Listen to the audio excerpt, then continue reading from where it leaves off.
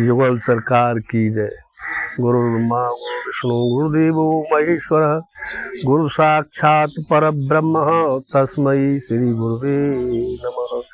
ध्यान मूलम गुरुर्मूर्ति पूजा मूलम गुरुपदम मंत्र मूलम गुरुर्वाक्यम मोक्ष मूलम गुरु कृपा अखंड मंडलाकारं व्याप्तं येन चराचरं तत्पदं दर्शितं येन तस्मै श्री गुरुवे नमः।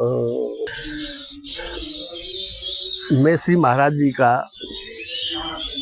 बच्चा हूँ, उनकी गोद में पला हूँ, गोद में रहा हूँ, आज भी गोद में हूँ और गोद में ही रहूँगा, ऐसा मुझे पूर्ण विश्वास है। क्योंकि मुझे जो महाराज जी का सानिध्य मिला है, मुझे विरासत में मिला है। मेरे पिताजी महाराज जी के अनन्य भक्त थे और उन्हीं की कृपा से, पिताजी की कृपा से हम पे इन दोनों युगल सरकार की कृपा हुई है। आज जो भी हम, मेरे जीवन की घटनाएं बहुत सी हैं, आज जो भी हमारा परिवार में रह रहे हैं उन्हीं की कृपा से ही रह रहे हैं।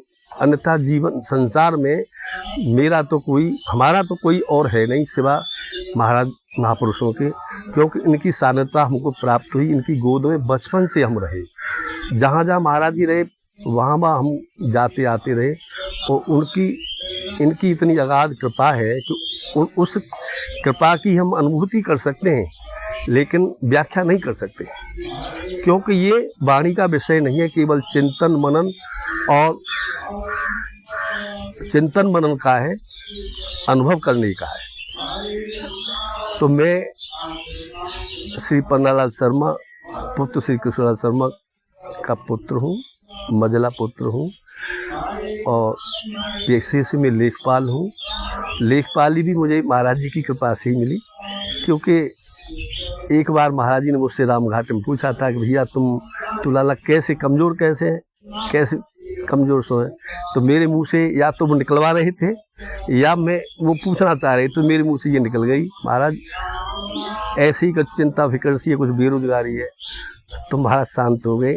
कुछ समय बाद उनकी कृपा से ही मुझे ये लेखपाली मिल गई और आज जो है अमन चैन है, महाराज जी कृपा है, सब कुछ सही है, उन्हीं की रोटी दे रहे। आज मैं इस बात को कह रहा हूँ कि अगर हम अपने प्राण भी न्यौछावर कर दें इनके चरणों में, वो भी कम है हमारे लिए। क्योंकि सर्वस्व है, इन्होंने हमको जो दिया, इन्हीं के द्वारा हम जो है पले पोषित हैं और अन्यथा कोई हमारा नहीं है। यही जो कुछ है सर्वस्व है, इष्ट हैं। तो मैं एक दो घटनाएं बताता हूँ मंदिर के संबंध में। श्री महाराज जी की ये तपस्थली है। दोनों बड़े महाराज जी, भगत जी महाराज जी अंतर कदाप नहीं है। क्योंकि राधा कृष्ण, कृष्ण है राधा, एक रूप दो पीत गाधा। अगर दोनों महापुरुषों में अगर भेद बुद्धि आती है तो उससे हम जो है हमारी जो भी कर्म है वो निष्फल हो जाते हैं, ऐसा मेरा मानना है।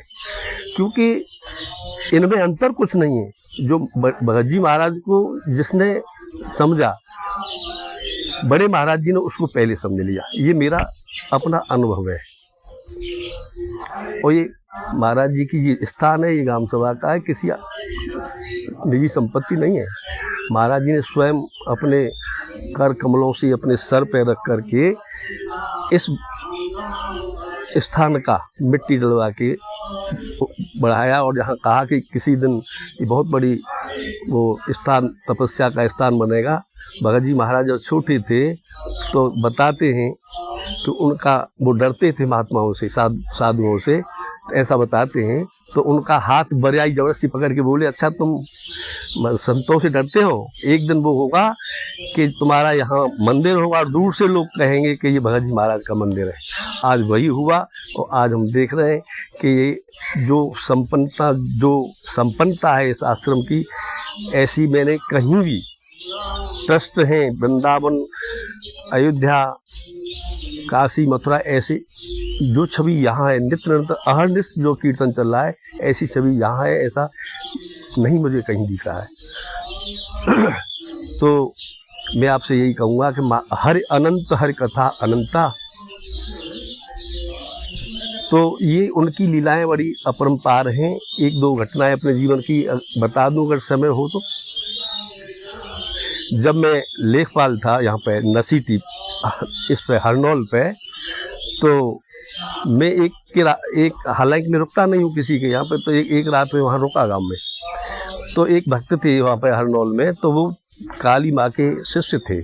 तो उन्होंने कहा कि भाई काली ऐसी हैं, हमने उनको सिद्ध हो गई थी। तो मेरा छड़े के एक रात को ये थोड़ा विचार आया कि काली, उन्होंने कहा भयंकर तो है देखने में, लेकिन अंदर से बड़ी मृदुल है। तो मेरे दिमाग में ये आया कि मैं काली माँ की कुछ करूं। तो उसी रात को महाराज जी ने स्वप्न में मुझे बहुत बड़ा चमत्कार दिखाया।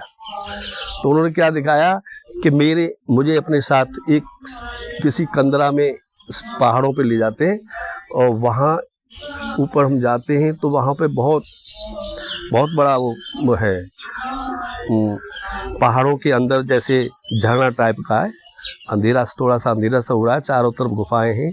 तो महाराज जी और हम दोनों खड़े हो जाते हैं वहाँ पे। तो महाराज जी ये कह रहे हैं, नाम लेके किसी देवी का नाम लिया, तो कि यहाँ पे लाला ये एक ऐसी शक्ति थी यहाँ पे।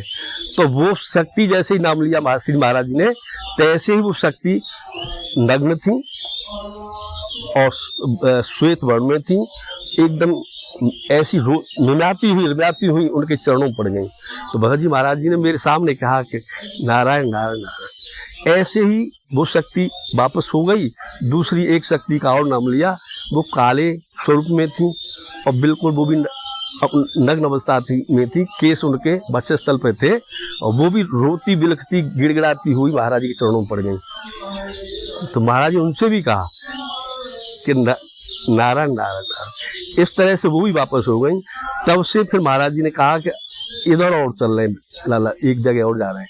हम जैसे ही नीचे उतरे मेरी आँख खुल गई, तो मुझे ये दिखा दिया कि काली कहीं भी तू जा रहा है, तू गलत जा रहा है। सारी चीज़ समावेशित है मुझ में, कहीं कुछ नहीं है जो।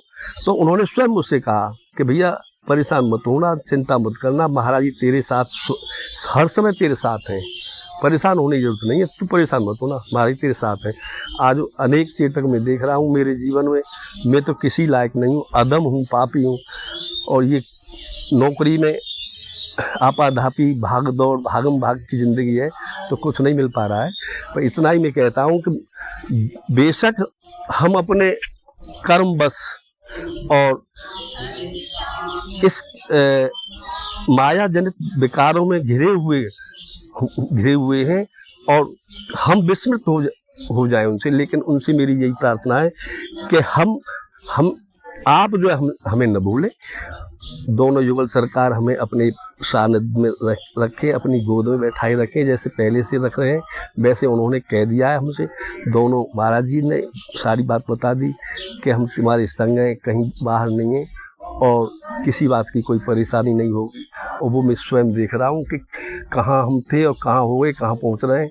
और ये जो है ऐसी एकदम काल्पनिक घटनाएं हैं, वो मतलब काल्पनिक नहीं, इसको काट देना जरा, काल्पनिक नहीं है, जो वास्तविक घटनाएं मेरे जीवन में हैं उनको मैं स्वयं आभास कर रहा हूँ कि अगर हमारे ये महापुरुष न होते तो हमारे जीवन का क्या होता, हम कहाँ होते, कौन सी डगर पे होते।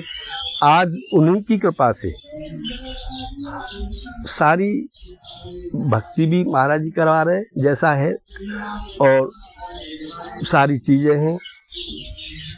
वो कहा है कि चार पदार्थ करतल जाके गुरपित मात प्राण समता के।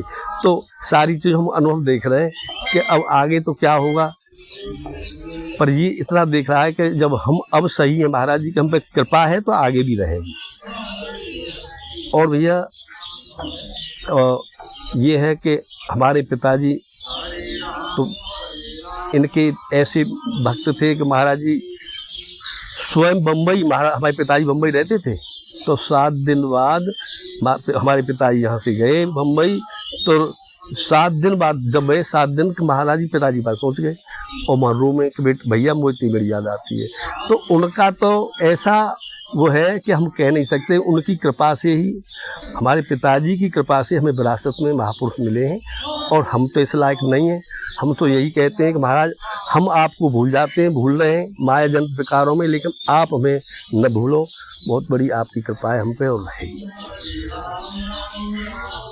और बताओ, ठीक है, कुछ भी और भी और वही लीला बतानी है, बाकी कोई हो तो लीला। मंदिर के बारे में बता दो, मंदिर कहाँ है और कहाँ है, कैसे है मंदिर? मैसेज दे दो। जी जी, मंदिर जो है पब्बीपुर गांव है, वैसे अभिलेखों में पब्बीपुर है, वैसे मुँहबोला हरदपुर कहते हैं। वहाँ पे ही इन महाराज जी का, भगत जी महाराज जी का प्रादुर्भाव हुआ और यहीं पे उनने की तपस्थली है, तप किया। यहाँ हींस थी पहले, इतनी हींस भयंकर थी कि यहाँ पे शेर वगैरह और ये रहते थे।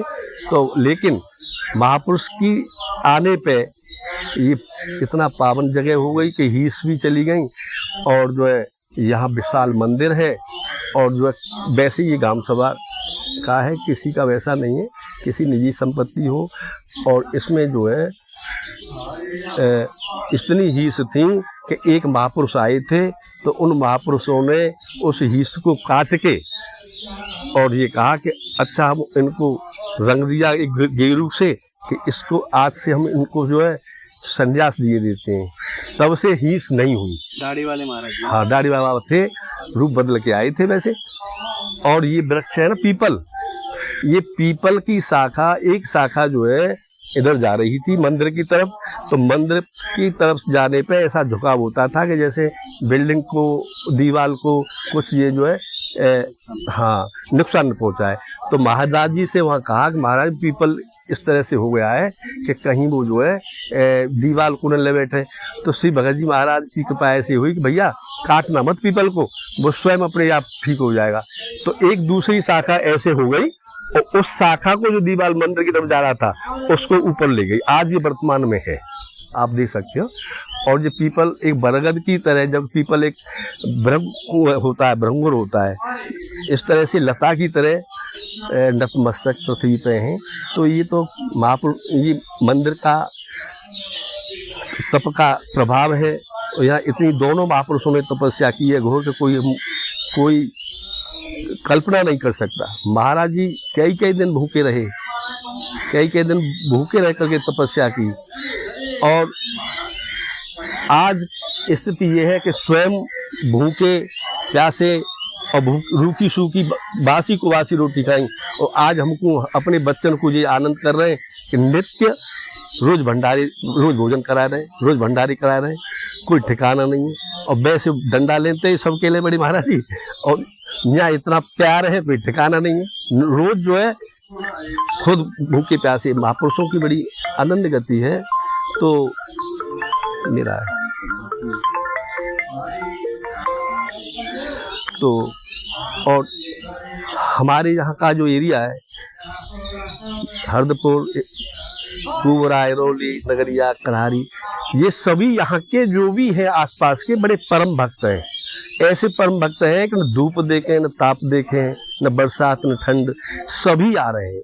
उन्हीं की, महाराज जी की कृपा से ऐसे जुड़े हुए हैं कि बड़ी सम्य समता है। देह के दैविक भौतिक तापा, राम राज नहीं काहू व्यापा। इस हिसाब से यहाँ पे ऐसी ठाकुर जी की कृपा है। सब समता में है, सब अपना किसी से द्वेष नहीं है। नित्य आते हैं और अहर्निशी जो है अखंड कीर्तन, आज 20 साल हो गए, और महाराज जी की कृपा से सब सहयोग दे रहे हैं। और सभी जो है यहाँ के बहुत विचित्र, बहुत भक्त, विलक्षण भक्त हैं यहाँ के लोग आसपास के, कि जो है इस तरह से प्रेम से अखंड कीर्तन कर रहे हैं, साजबाज से उससे। और वो भाग्य हमारा इस धरती में है। सब महाराज जी के पास, महाराज जी सबको जो इधर उधर भाग रहा है सबको इकट्ठे करके यहाँ बुला रहे हैं और कीर्तन करा रहे हैं प्रेम से। जय श्री राधे, जय गुरुदेव भगवान, जय हो, जय श्री भगत जी महाराज की जय, श्री लाडवा बाबा की जय।